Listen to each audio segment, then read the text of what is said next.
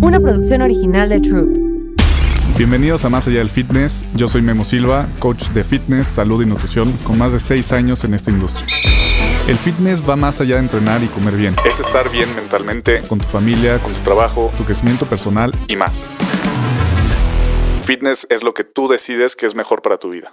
Bienvenidos a otro episodio más de Más Allá del Fitness. Hoy tengo como invitada a Daniela Cueva, que es licenciada en Terapia Física y Rehabilitación, egresada de la Universidad de Anáhuac y especializada en cadenas musculares. Aparte fue fisioterapeuta de la Selección Mexicana de Gimnasia Artística en Copas del Mundo en 2019 y fisioterapeuta en Juegos Olímpicos en Tokio 2021 con Alexa Moreno, ¿es correcto? Así es. Muy bien, pues bienvenida Dani a Más Allá del Fitness. Creo que esta plática va a estar muy interesante. Creo que son temas que gran parte de la población del fitness tiene que saber. Así que bienvenida. Muchísimas gracias por la invitación. No, de nada. Oye, pues quiero empezar con esta pregunta que le hago a todos los invitados. Antes de todo, ¿qué es el fitness para ti? El fitness. Pienso que es como un estilo de vida ya que adoptamos por la necesidad de estarnos moviendo, tener cuidado sobre nuestra salud, crear como un balance entre cómo puedo mantenerme activo, pero de una manera saludable. Ok, que esto no vaya a representar llevarte más allá y que te represente lesiones o... Justo, o sea, combinar como este trabajo físico con tus capacidades individuales y poder desarrollarlas para así poder potencializarlas. Muy bien, muy buena respuesta. Oye, pues platícame un poquito cómo empieza tu carrera, qué hacías antes, por qué decides irte por la fisioterapia y demás. Fíjate que yo toda la vida hice deporte. Creo que soy un poco atleta frustrada. ¿Qué hacías? Gimnasia, justo. Ok. Pero empecé muy tarde y yo me la vivía lesionada. Okay. Que los dedos, que la espalda, todo, ¿no? Entonces yo recuerdo que siempre iba a un lugar a que me curaran, ¿no? No sabía ni qué era, pero era justo un fisioterapeuta belga, buenísimo, que está en Querétaro. Y yo iba a que me curaran y ya. Y entonces cuando acabo la prepa, no sabía ni qué quería, ni qué rumbo agarrar, pero estaba 100% convencida que quería hacer algo de deporte. Algo del deporte, estar ahí. Entonces, ya sabes, nutrición es como lo primero, ¿no? Uh-huh. Y no estaba tan segura, dejé de hacer gimnasia en ese momento, y al momento de estar buscando carreras, me di cuenta que en la Anáhuac iban a abrir esta carrera. Que eres primera generación, ¿no? Ajá. Entonces, hablé con el coordinador, me explicó como todo y dije, de aquí soy, o sea, voy a estar 100% metida en lo que me apasiona y ahora voy a saber qué es lo que realmente pasa con el cuerpo y poder manejarlo de una manera más científica y más metodológica. Y ya, de ahí me agarré y me encantó. ¿Siempre te había interesado el saber cómo funciona el cuerpo o fue en ese momento como que te...? ¿Sabes qué? Yo soy mucho de prueba y error, o sea... Me gusta como estudiarme, analizar cada detalle y decir como que, va por aquí, ¿qué tengo que activar acá? Entonces, como que yo leía cosas, pero no lo hacía como relacionado en el deporte directamente que estaba practicando. Okay. O sea, solo lo automatizaba. Pero, hasta que empiezo a estudiar específicamente la licenciatura, fue como que te abre el panorama y empiezas a pensar de que, si yo cuando... era atleta hubiera hecho esto o así, dices como que, pude haber sido mejor, ¿no? Sí. Entonces, como que yo conociendo el deporte y ya teniendo las bases de escuela, de fisioterapia, anatomía, fisiología y demás, hacer esa combinación fue como mi escenario ideal para poder proyectárselos a mis atletas. Ok, sí, fíjate que me pasa igual ahorita, como que digo, me encantaría tener el conocimiento que tengo ahorita cuando tenía 16 años que quería empezar a hacer ejercicio, pero pues bueno, también eso es parte del por qué llegué o por qué estamos aquí el día de hoy, ¿no? Exacto, y siento que muchas cosas van como desde la escuela, ¿no? Porque en la escuela no nos enseñan, en lugar de... En educación física, por decir, de que te mandan así al campo de fútbol a jugar como locos. ¿Por qué no nos enseñan a hacer una sentadilla? ¿Por qué no nos enseñan a caminar correctamente, a correr correctamente? Sino que años después ya van contigo a consulta de fisioterapia porque, me dan las rodillas porque no sé correr.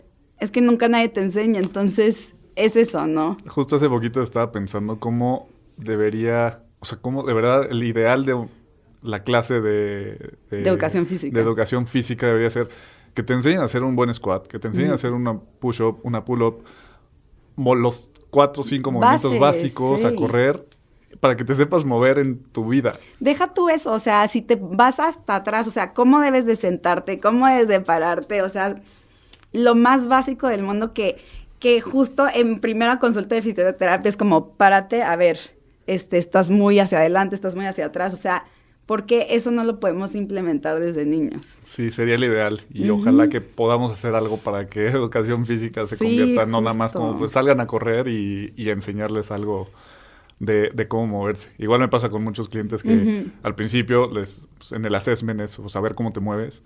Y muchos de verdad no saben hacer un desplante, una sentadilla correctamente. Y es impresionante. O sea, es como la sentadilla es el movimiento más básico, que es pues nada más pararte de la silla como tú lo dices. Exacto. Y lo deberíamos de hacer poder hacer correctamente.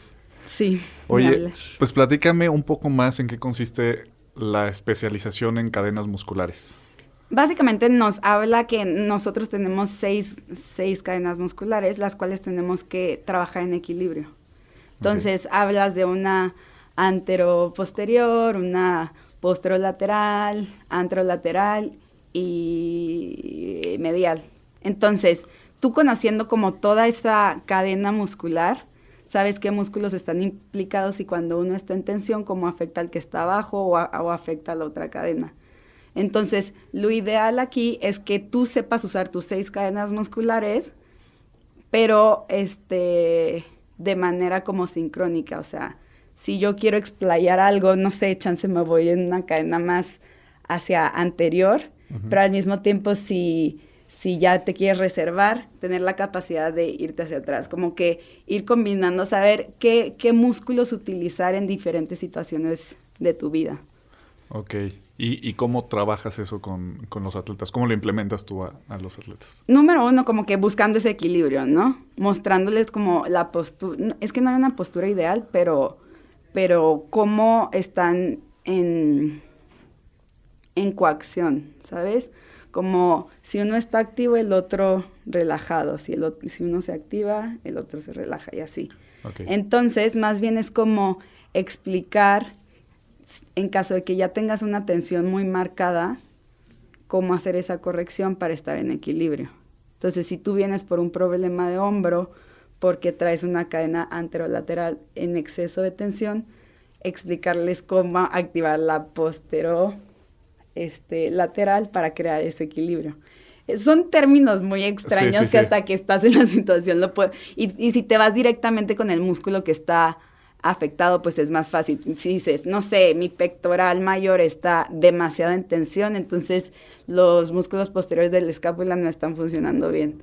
Sí. Entonces, en lugar de estar masajeando el pectoral, es como actívame atrás para quitarle la tensión del de adelante. Tal vez lo podríamos resumir en que tú tratas, no es tanto el síntoma, porque muchas veces creo que el síntoma no tiene que ver con, o sea, el dolor donde está no tiene que ver con que el problema esté ahí, ¿no? Justo. Entonces, muchas veces porque el problema está en otro lado y eso es lo que tú haces, ¿no? Como encontrar qué es lo que no está haciendo bien el atleta que está llevando a ese dolor, ¿no? Y justo, o sea, en sesiones también trabajamos como que, ok, te va a ayudar un poco a quitarte el síntoma, pero si no corregimos realmente dónde viene el problema, tú vas a venir en 2 semanas y me vas a decir, otra vez me duele.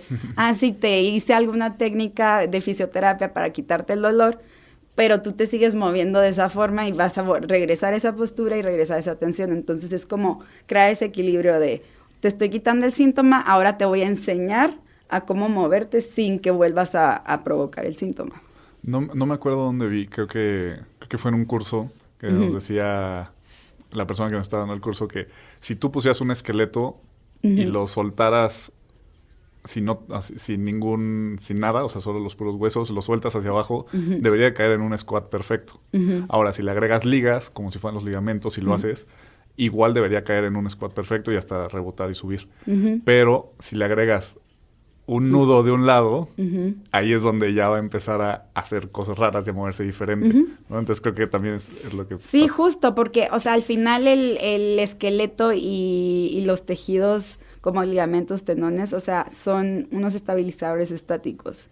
Los músculos son los estabilizadores dinámicos que realmente son los que se afectan con el movimiento.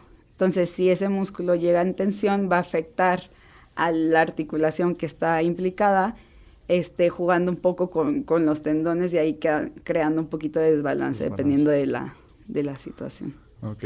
Oye, pues también principalmente quiero hablar hoy de la terapia en movimiento, que creo que fue lo que más me llamó la atención cuando nos conocimos y cuando trabajamos juntos, porque creo que casi todos, o generalmente podemos pensar que cuando tengo una lesión necesitaría hacer, que es el protocolo RICE, que es REST por sus siglas en inglés, REST, Isolation, Compression, Elevation, ¿no? No, con hielo. Rest, ice, ok. Pero ese mismo doctor que implementó el protocolo hace poquito se retractó y dijo que no era la mejor forma para recuperarse de una lesión. Y ahí es donde entras tú, ¿no? O sea, lo que tú haces es ayudar a las personas a recuperarse, pero sin que dejen de moverse, ¿no? O sea, eso no quiere decir que me duele, tengo una pequeña lesión en la mano. No quiere decir que ya voy a inhabilitar la mano y pues me voy a echar a descansar.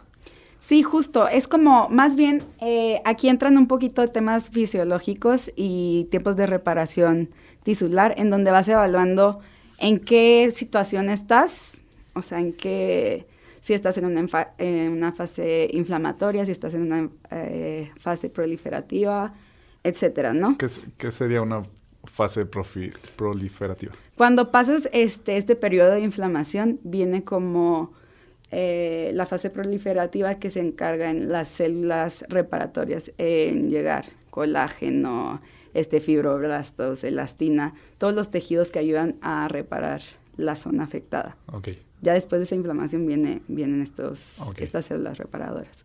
Entonces, si tú estás en una fase inflamatoria, pero no tienes ningún problema capsular,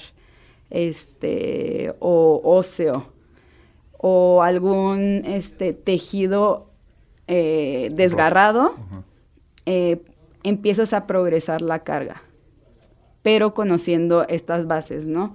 Al final, cuando hay dolor, hay un punto isquémico. Eso significa que deja de fluir sangre y por eso hay dolor. Entonces, lo que tú más quieres favorecer es que haya flujo sanguíneo para calentar la zona y poder movilizarla. Que por eso es mejor moverte y hacer algo de ejercicio. No, que eso no quiere decir que te pongas a entrenar fuerte. Ese mismo flujo es cuando llegan las células reparatorias y te ayudan a reparar esa zona afectada. Okay. Entonces le ayudas a los fibroblastos, le ayudas a que el colágeno se presente en ese lugar, en lugar de estar haciendo un punto isquémico donde no hay flujo sanguíneo, hay restricción y al final se genera como fibrosis y rigidez. ¿La fibrosis se forma por qué? Por falta de movimiento. Okay. Y rigidez. Okay. Entonces, cuando un tejido no se está moviendo, empiezan a llegar estas células reparadoras, pero como no tiene la capacidad de elasticidad y movimiento, llega tejido de más y cicatriza de una manera que no queremos. Ajá. Okay. Porque luego la fibrosis es un proceso más difícil de quitar, ¿no?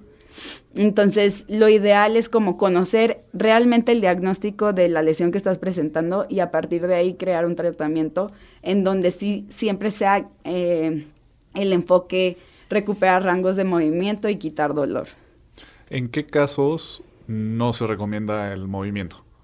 Cuando hay por ejemplo, cuando hay una ruptura muscular ya de importancia, o sea, ya me estás hablando de más de 5 milímetros de ruptura o que realmente te ocasiona incapacidad al moverte o mucho dolor, pues ahí no se mueve. Okay.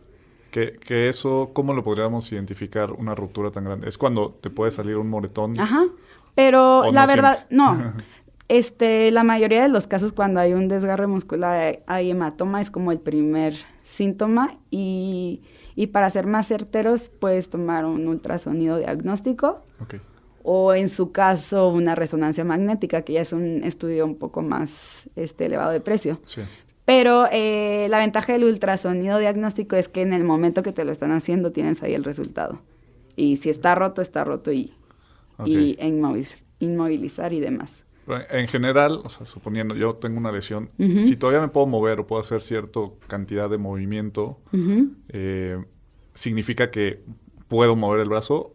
¿O qué cantidad de dolor sería permisible? No Pues sé. es No sé que si hay algo como que le podemos decir a la gente, como que ellos puedan hacer su propio diagnóstico o no se recomienda no, tampoco. depende de cómo haya sido el traumatismo o la lesión, porque te voy a decir, o sea, tengo justo un paciente que siguió entrenando y demás, Ok. y resulta que tenía el pie roto, ¿no?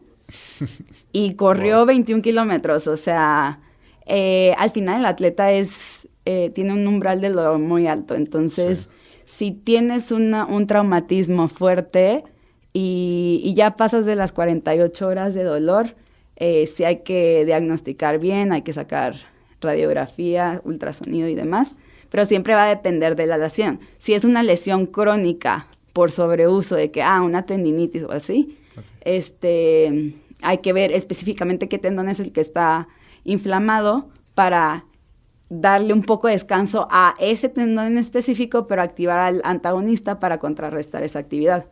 Ok. Ahí es cuando se aplica este caso. Ok. Entonces la mejor recomendación sería háganse un Ve a diagnóstico. consulta. Ve a Sí, consulta. sí, sí, sí. Ok. Oye, pues entonces la terapia manual en muchos casos, o sea, sí tiene sus usos, Ujú. pero en muchos casos solo trabaja el síntoma. síntoma, ¿no? Sí, pero yo trabajo en cadenas musculares, hay técnicas manuales. Yo trato de traspasar como toda esta parte manual directamente al ejercicio, pero hay ocasiones que sí hay que manipular para dar un mensaje propioceptivo de hacia dónde tiene que trabajar el músculo pero hacerlo activo, ¿ok? Si yo estoy manipulando, por ejemplo, los gastrocnemios, porque en corredores es muy común la tendinopatía aquilea. Entonces, uno tiene que trabajar para arriba y el otro para abajo. Entonces, guías eso a través de un estímulo propioceptivo con las manos, manipulando el tejido y dando ese mensaje propioceptivo. Pero una vez después de haber manipulado, sí necesitas poner al paciente a Como trabajar, para que realmente ese mensaje se quede en sistema nervioso central y al momento de que el atleta está haciendo su actividad deportiva pueda relacionar un movimiento con el otro. Ok. Oye, ¿tú crees, ahorita se me ocurrió, ¿tú crees que si las personas aprendieran a moverse bien desde chicos, podríamos evitar muchas de las lesiones? Claro, 100%. O sea, yo, por ejemplo, yo todo el tiempo me estoy trabajando a mí misma y la verdad es que, gracias a Dios, estoy libre de lesiones. Pero sí cuando me llego a descuidar de que, ya no estiro o hice mucho gimnasio y después nadé y ya no estiré, tu cuerpo entra en tensiones, ¿no? Entonces es mucho de conciencia corporal y saber dónde estoy acumulando tensión para trabajarlo. Yo pienso que si realmente tuviéramos esta educación, podríamos evitar demasiadas lesiones y ya no es necesariamente de que tener que ir a fisioterapia cada determinado tiempo, ¿sabes? Sí. Oye, y en el tema de estiramiento, Uh-huh. bueno, que si no conocen a Dani, sí les recomiendo que vayan a ver, que tiene una movilidad que desde la que la conocí le dije, es que es impresionante, me encantaría hacer un squat así de fácil. Tiene una movilidad impresionante, pero pues parte es porque has estirado desde siempre. Pero bueno, regresando al tema de estiramientos. Uh-huh. ¿Cuándo es recomendable estirar? ¿Cuándo no? Porque también lo vi, mi papá le gusta correr, tengo amigos que corren, y siempre les recomiendan que estiren antes de. Entonces, ¿cuál es tu recomendación ahí? Más bien, cuando vas a empezar a entrenar, necesitas preparar tu sistema nervioso central para la actividad que vas a realizar. Si tú haces un estiramiento estático, estás llevando a las fibras musculares a elongación.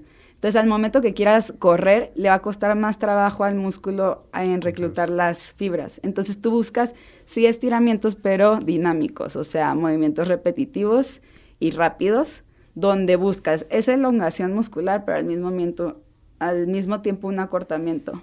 Entonces, si quieres, no sé, estirar los isquiotibiales, que es lo que más buscas en la carrera, combinas un ejercicio de movilidad con el estiramiento. Entonces, a la par que tú estás estirando, estás activando, haces contracción, relajación. ¿Un ejemplo de ejercicio? Poner la pierna en extensión, Ajá. o sea, como... O sea, quiero tocar las puntas de mis pies. Ajá. Y cargar el peso hacia atrás y hacia adelante. Ok. Entonces te vas hacia la pierna de adelante y te vas hacia la de atrás. Y tú solito vas a empezar a sentir cómo se elongan las fibras, pero al mismo tiempo se vuelven a reclutar. Ok. ¿Y qué tan bueno es estirar al final? Porque también yo he visto algunos estudios en los que, por lo menos para practicantes de fuerza, principalmente powerlifting, no se les recomienda tanto porque se ha encontrado que pueden perder algo de potencia. O sea que si estiran después del entrenamiento, no ganan la fuerza. Digo, es un porcentaje mínimo, pero para ellos sí es importante. No van a ganar suficiente fuerza o va a disminuir su ganancia de fuerza después del entrenamiento. Te voy a decir algo, o sea, la verdad hay demasiados estudios y demasiada información que puedes encontrar. De cualquier... información de que las dos son ciertas y los estudios lo comprueban. Todo depende para qué. Ajá, exacto. Yo, en mi caso personal y con mis atletas, sí les recomiendo estirar después de entrenar, porque yo me quedé con un artículo y una teoría que la puse en práctica de que al final cuando estás haciendo cualquier actividad física hay un movimiento de contracción, relajación todo el tiempo, ¿no?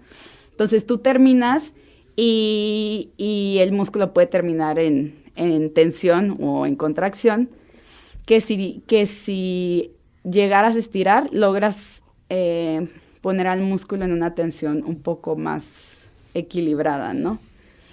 En cambio, si tú te quedas con tensión sin estirar, al día siguiente el músculo, en lugar de empezar a trabajar en una tensión normal, empieza en tensión de contracción y como que le cuesta un poco más de trabajo de otra vez de elongar las fibras. Entonces, yo para normalizar tensiones sí les mando siempre, después de cualquier actividad física, estiramiento. Ok. Y también en otra parte vi que también el entrenamiento, estos, no sé, tus atletas principalmente, ¿qué disciplinas son? ¿Triatlón, corredores o sí? ¿O de todo? Pues ahorita la verdad sí me estoy enfocando mucho en deportes de resistencia, o sea, triatlón, ciclismo, carrera, pero pues sí veo de todo. Porque también había visto que, por ejemplo, si haces gimnasio y estás haciendo, por ejemplo, un deadlift, un peso muerto, ya estás estirando los isquiotibiales. Entonces ya no es tan necesario estirarlos después porque ya estás estirando mientras estás haciendo el ejercicio. Sí, y justo es lo que te digo de los estiramientos dinámicos. Que al final un estiramiento estático, como que la gente tiene la teoría de que hacer el estiramiento y dejarse ir, ¿no? Pero en realidad el músculo que se está estirando tiene que estar en contracción el antagonista para que sea realmente un estiramiento eficiente. Entonces, cuando les pongo a hacer ese tipo de estiramiento, es como, ay, estoy súper cansada, o sea, sí me duele, o sí estoy temblando y así, yo, pues sí, es que estás activando fibras, no es que hagas un split y te dejas caer ahí, sí. ¿Sabes? Es como un estiramiento consciente donde realmente sí hay una contracción del otro lado del grupo muscular. Que de hecho, ahí vi un estudio hace poquito que probaron si estirabas, obviamente era mucho tiempo, pues estirabas el estudio era del ¿cómo se llama? De la pantorrilla, la ponían a estirar 1 hora durante 3 días a la semana o algo así, y ganó fuerza e hipertrofia solo por estar estirado. Solo de estar estirado. Porque ahí podrías decir que es una contracción excéntrica, ¿estás de acuerdo? Sí. O sea, porque no es que esté en reposo el músculo, o sea, sí se están elongando las fibras musculares y sí está separando como el vientre muscular. Claro. Entonces, por eso a veces cuando dicen de que el yoga o pilates que sí cansan, pues sí, o sea, no es como que estás ahí tirado en el spa. Sí. O sea, sí es una actividad demandante. Sí. También algo que yo he puesto en práctica últimamente que vi es que cuando haces únicamente estiramientos y únicamente ganas flexibilidad, pero no fortaleces, ese nuevo rango de movimiento que ganas no tiene la fuerza que tienes en tu rango normal o previo. Y hay que fortalecer ese rango de movimiento, ¿no? Sí, y justo es lo que yo más, en lo que más me enfoco. O sea, todo el trabajo que hago de movilidad al final es una combinación de número 1, trabajo proprioceptivo, fuerza, flexibilidad, y todo va embonado. O sea, no puedes o hacer pura flex, o hacer pura fuerza, o hacer pura coordinación. O sea, lo ideal es hacer como tratamientos globales donde integres cada una de las cosas para que cuando tú estés haciendo tu vida normal o tu deporte, realmente tu cuerpo esté preparado para las distintas situaciones que vas a presentar. O sea, porque al final la mayoría de los deportes son como de reacción, de que, ahorita me muevo, entonces me moví rápido y estiré el músculo, pero al mismo tiempo tenía que estar fuerte y al mismo tiempo tenía que estar estable. Entonces, fuera del campo buscas eso de manera consciente para el momento de trasladarlo al deporte, hacerlo de manera automática. Correcto. Y la verdad yo sí he visto un cambio en justo trabajar en el rango de movimiento, pero con algo de fuerza, y empiezas a ganar algo más de movimiento, más de movilidad, pero estás fuerte y resiliente, ¿no? Se puede decir en ese rango. Justo, y es como también un trabajo muy guiado a la isometría, ¿no? O sea, tú quieres ampliar tu movilidad del tórax, no te vas a poner solamente a hacer el movimiento dinámico, sino que o te agarras de una liga y un estímulo que realmente te haga como tensar un poquito más tus fibras musculares y al momento de soltar la liga, intentar otra vez ese movimiento y realmente ganas más rango que en lugar de quedarte solito, ¿no? Ok. Oye, para que la gente que no sabe, defíneme propioceptivo. Propiocepción es la capacidad que tiene el cerebro de saber en qué posición está determinado músculo. Entonces, las articulaciones tienen estos receptores que si realmente están trabajados, los orientas a que tu cerebro ya sepa si tu pie está abierto, si está cerrado, si está de punta o si estás en el talón. O sea, es la capacidad que al final el cerebro manda de qué músculos tienen que estar activos para abrir el pie, para cerrarlo, para ponerlo en punta. De saber dónde está cada parte de tu cuerpo en cualquier momento. Justo. Oye, y ahorita quiero hablar de lesiones. En específico, creo que todos, hasta hay memes de que después de los 30, pues te empieza a doler la rodilla, la columna, etcétera. En específico, a ver, empecemos con las lesiones de la espalda y de la columna.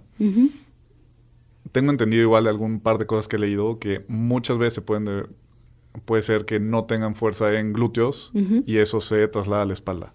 ¿Tú qué has visto? ¿Tú qué sabes de esto? ¿Cómo pueden evitar esas lesiones de columna y espalda?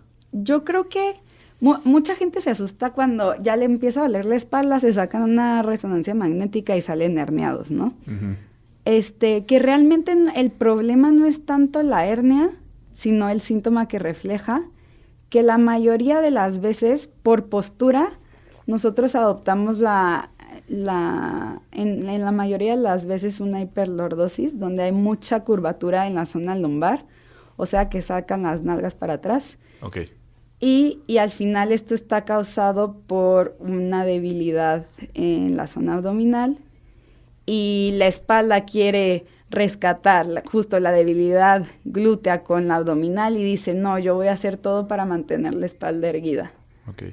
Entonces, ahí lo más importante es detectar cómo está tu postura para ver si es un exceso de tensión también en isquiotibiales que está jalando la pelvis hacia una posición de retrováscula, o sea, la espalda hacia atrás. Okay.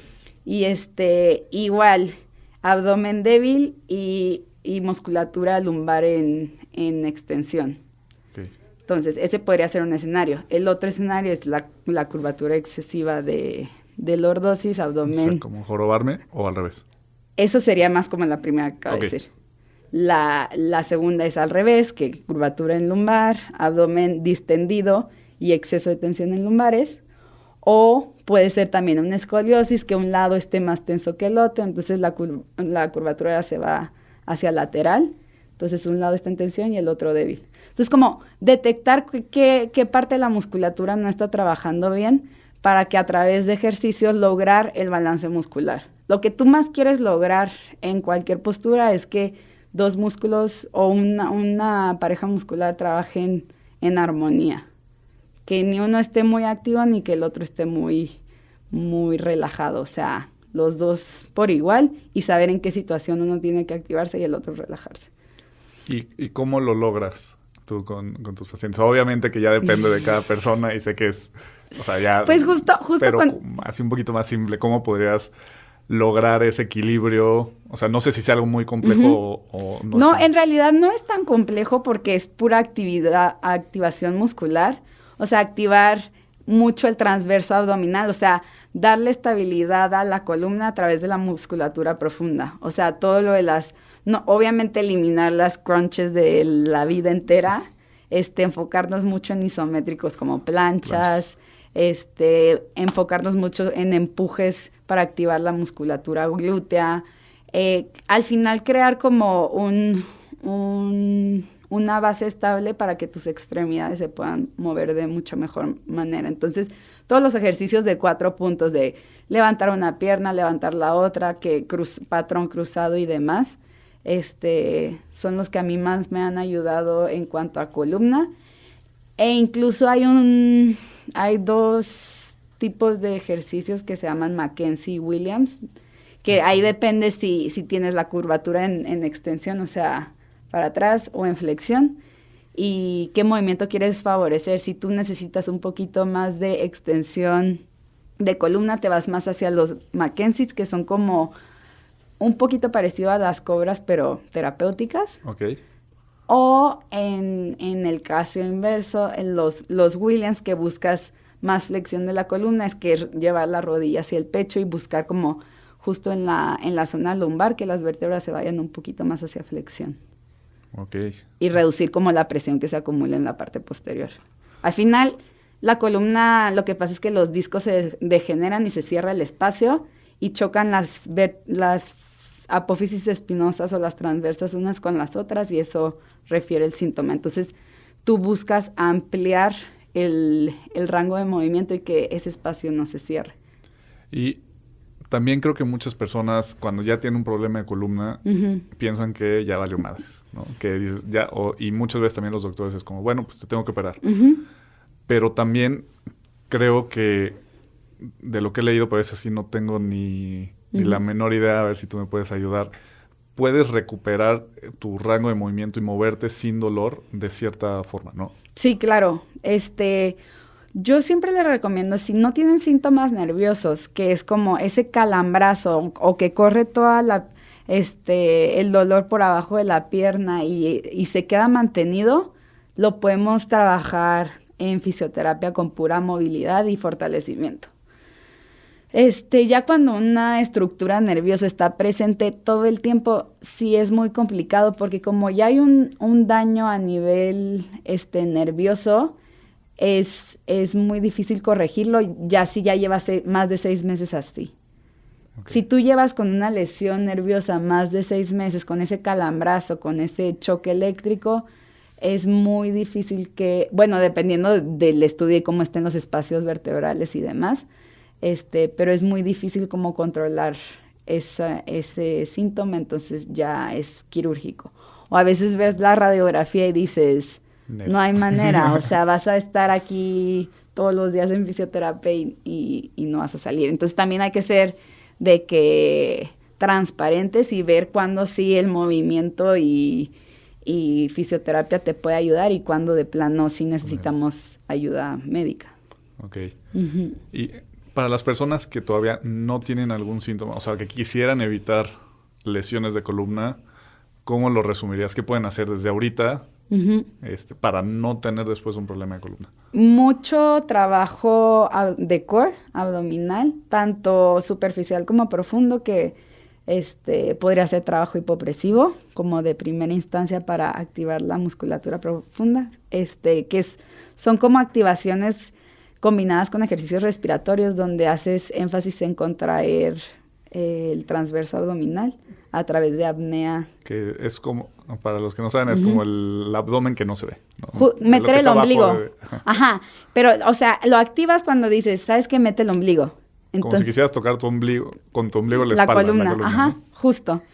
Ese trabajo ayuda mucho, como te decía, los ejercicios en 4 puntos, mucha isometría, combinar como esta parte global donde actives la cadena posterior, que son glúteos, isquios, a la par de miembros superiores.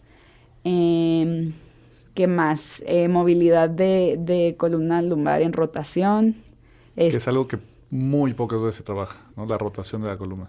Ajá, y te digo que a mí lo que me ha funcionado mucho con pacientes de columna es como trabajar, o sea, no necesariamente directamente en columna, pero la cadera. Si la cadera está libre, te ayuda a que la columna no empiece a compensar a través de la cadera. Entonces, si tus rotaciones internas y externas de cadera están en rangos óptimos, no debes de tener problema de columna. Y al revés, si no tienes problema de columna, trabaja la movilidad de cadera para disociar eso. Porque muchos problemas de columna que me vienen es por una limitación en movilidad de cadera. Y entonces me dicen, ¿por qué me estás tratando la cadera si lo que a mí me duele es la espalda? Sí. Entonces, muy, muy por ahí. Okay. Y para los problemas de rodilla, obviamente no estamos hablando de ya un ligamento cruzado roto ni nada, pero para dolores de rodilla, que también es súper común, ¿qué ejercicios o qué puedes recomendar? Yo en dolor de rodilla les recomiendo mucha movilidad de isquios. Tratar de... El que siempre les pongo es acostarse boca arriba, abrazar una pierna por atrás de la rodilla y llevar el talón en dirección al techo y hacer flexión y extensión de rodilla. Eso, justo ahí también agarramos un poquito el nervio ciático y hacemos neurodinamia.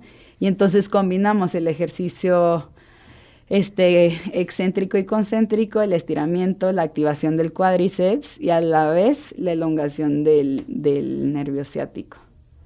Okay. También en rodillas les recomiendo muchas activaciones isométricas de cuádriceps. Que el cuádriceps es lo que le da estabilidad a la rodilla. A la rodilla, ajá, justo.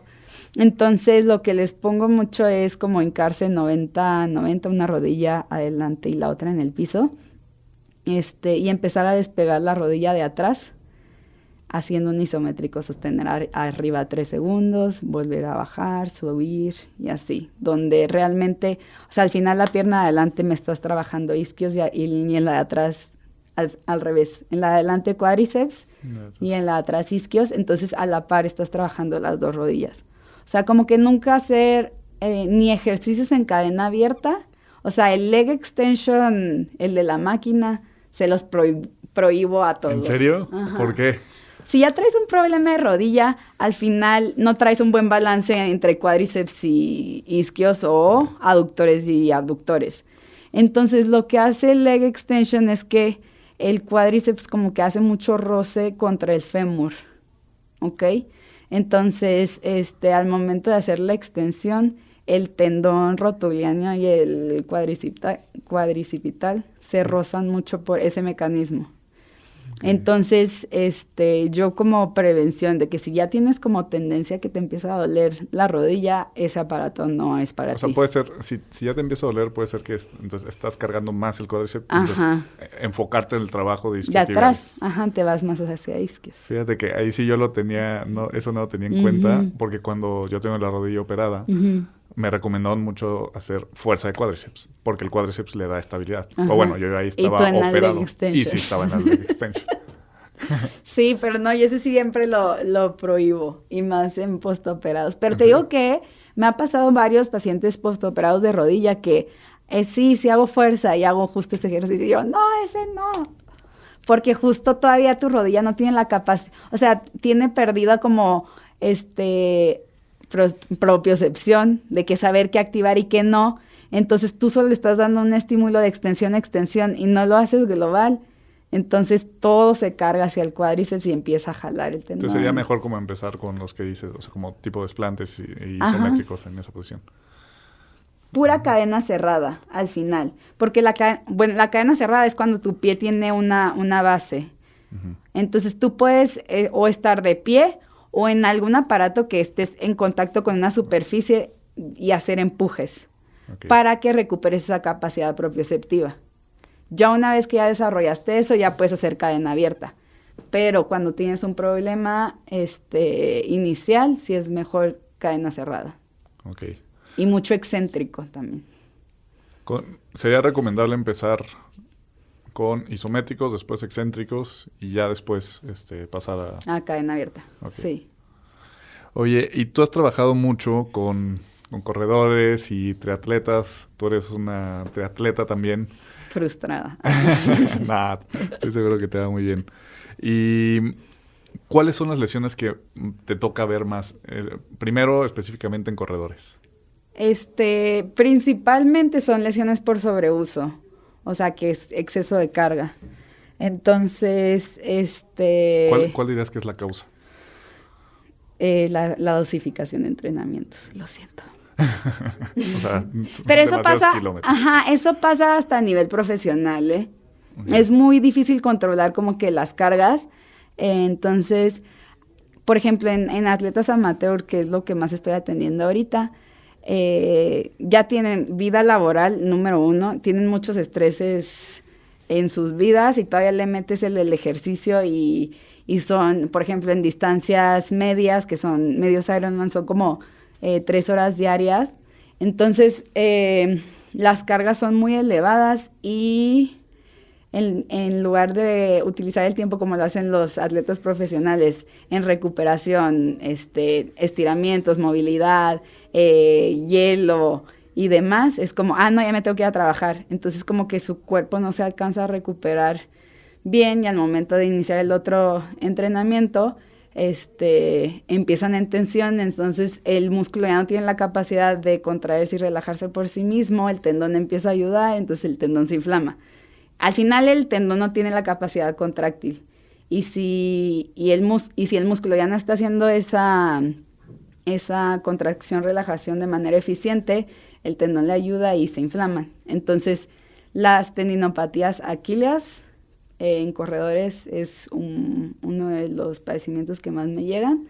Fascitis plantar, que también es como cuando no tienen una correcta posición del pie, los arcos plantares se vencen y se inflama la fascia plantar. Okay. Otra es la periostitis, que es la inflamación del hueso de la tibia cuando les duele en la parte anterior de la pierna. Se inflama una membranita por igual, es exceso de tensión muscular que inflama esa membrana. Y después, si te vas un poquito más arriba, la famosa rodilla del corredor, que esa también es una mala técnica, principalmente, donde la rodilla busca ir hacia interno, entonces la banda iliotibial, por rescatar a la rótula, jala hacia afuera e igual se inflama el tendón.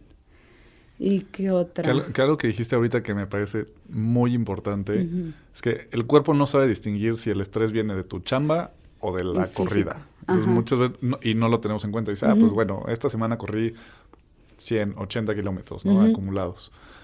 Pues eso sería lo que podría hacer una persona en condiciones de no estrés, ¿no? Entonces, y si es algo que pocas veces se tiene en cuenta, qué tanto estuviste estresado en tu chamba, con tu familia, problemas personales, y el cuerpo lo toma como estrés, y si tienes demasiado estrés ya no alcanza a recuperarse. Exacto. Y ahí es cuando vienen las lesiones y demás, en todos los casos. Justo, y eso es lo que yo siempre les trato de explicar a mis pacientes, ¿sabes? De que a veces no se explican de que siempre hago esto y no sé por qué ahorita me dolió. Sí, la semana pasada lo hice igualito y ahora... Número 1, pues... también es acumulación. Si tu cuerpo ya no aguantó la carga, pues lo va a reflejar, pero además, ¿qué hiciste en el resto de tu día? O sea, porque al final nuestro cuerpo tiene procesos fisiológicos y si estás en una situación de estrés laboral o personal, los niveles de cortisol se elevan y es más difícil que el cuerpo se recupere. Entonces, es como... tener en cuenta de dónde viene el estrés, si es un estrés físico, que normalmente en corredores sí es físico, pero también las situaciones personales afectan. Entonces, es más eso, como que no tienen el tiempo adecuado para recuperarse o trabajar como bases. O no están durmiendo suficiente también por lo mismo. Entonces, son varios aspectos ahí importantes a destacar, pero... ¿Cómo podrías medir con qué le podrías decir a un corredor, cómo pudiera identificar si está teniendo demasiada carga de... Pues al final, yo sí veo como los entrenamientos que están llevando para ver específicamente si va por ahí. o si es un tema de fatiga ya, porque al final el cuerpo responde de distinta manera. Entonces tú me tienes dos cuerpos, mismo peso, misma edad, mismo deporte, mismito entrenamiento, y uno le va excelente y el otro ya no puede con su vida. Entonces hay varios factores ahí que al final naces con ellos, ¿no? Pero ¿cómo te das cuenta? ¿Cómo te das cuenta que uno ya no puede y otro sí? O sea, ¿cómo podrían identificar que están...? Percepción de esfuerzo o percepción de fatiga. Es algo subjetivo. Si te vas más bioquímico, te haces un estudio y te salen los marcadores inflamatorios y demás, pero pues no los voy a mandar a mis pacientes amateurs, no les voy a decir, a ver, sácate este estudio para ver si trae sobreentrenamiento o demás. Podríamos decir que si hay una distancia que yo estoy acostumbrado a correr a cierto paso y este día me está costando muchísimo, pudiera ser, ¿no? ¿Pudiera ser o no? Más como, o sea, no, más la sensación de que lo hice, pero siento que las piernas no me pesan muchísimo o me estoy muriendo de sueño. Cosas más subjetivas por parte del atleta, pero que lo marque de que, cuando me siento bien, corro a este ritmo, tengo este mismo entrenamiento, no le estoy llegando, pero porque me pesan las piernas o porque se me está elevando mucho la frecuencia cardíaca. También un parámetro para detectar fatiga es la frecuencia cardíaca, que normalmente en reposo estoy en 48 y estoy en 62. No, pues ese es un parámetro de sobreentrenamiento. Oye, ¿cada cuánto recomendarías las descargas en terapia? Porque también yo lo escucho muchísimo y hay personas que se van a hacer descarga cada semana y por supuesto que no está bien, pero platícame tú más el por qué y cada cuánto sería recomendable. Yo, por ejemplo, yo nunca me hago descargas porque me trabajo mucho con el foam roller y hago este balance muscular siempre de que, si siento acá, significa que esto. A un nivel superficial donde solo busques un trabajo de drenaje linfático y disminución de tensión muscular, lo puedes hacer cada 15 días, una vez al mes, o sea, dependiendo de cómo te sientas tú y de lo que estés acostumbrado. Pero eso de una vez a la semana lo puedes hacer como un placebo si quieres. Sí. ¿Pero para quién es recomendable? ¿Para personas que tienen más de tantos kilómetros acumulados o para quién?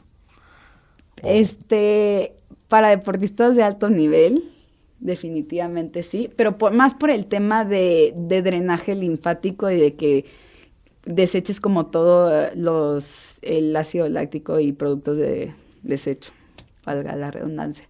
Okay. Pero, las descargas musculares que las hacen muy profundas, que terminan con moretones y que, o sea, al final te lo estás haciendo porque estás en un proceso inflamatorio, ¿no?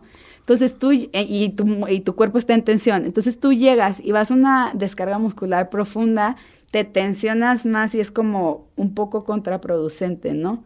Entonces, a nivel superficial, sí te la puedes hacer una vez cada semana si así estás acostumbrado.